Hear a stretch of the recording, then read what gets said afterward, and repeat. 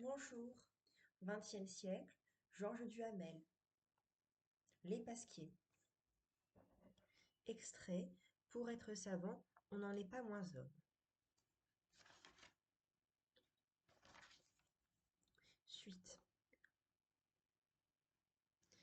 Je ne suis pas un polémiste. C'est pour moi seul, que j'ai composé ce mémoire, pour la satisfaction de ma conscience.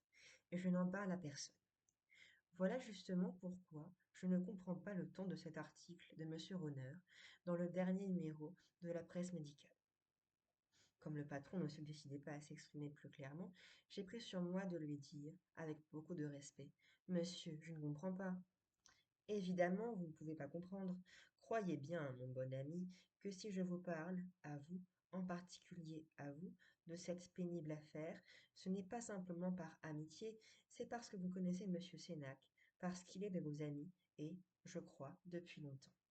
Je dois vous dire, Pasquier, que j'ai fait copier le manuscrit de vos textes par Monsieur Sénac, en 3 exemplaires. Le patron venait encore une fois de s'arrêter.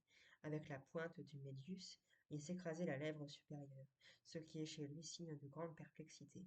J'écoutais, plein d'angoisse. Attendez, Pasquier, attendez, mon ami. Monsieur Sénac a fait cette copie à la maison. En 3 exemplaires, je vous l'ai dit. Les 3 exemplaires sont entre mes mains, et ils n'en sont point sortis. Ils n'en sortiront qu'après ma mort, si même il ne m'arrive pas de les détruire avant. Vous le voyez, je suis sur une fausse piste. Monsieur Sénac est hors de cause, et j'aurais mieux fait de ne pas prononcer son nom. Reconnaissez quand même que la conjoncture est troublante. Dans ce fameux article de la presse médicale, Monsieur Ronneur répond à toutes mes critiques.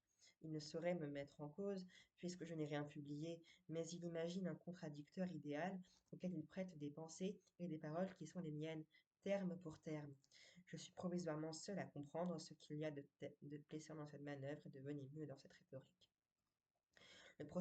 Le professeur Chalgrin, petit à petit, s'échauffait à parler ainsi, mais il ne rougissait pas, tout au contraire.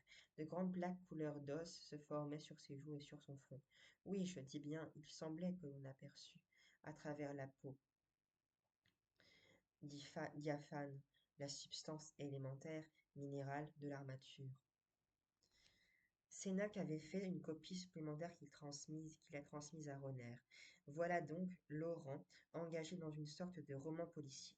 Cette aventure ne laisse pas de discréditer quelque peu le milieu scientifique où il avait cru pouvoir trouver la pureté dont la nostalgie le tourmente.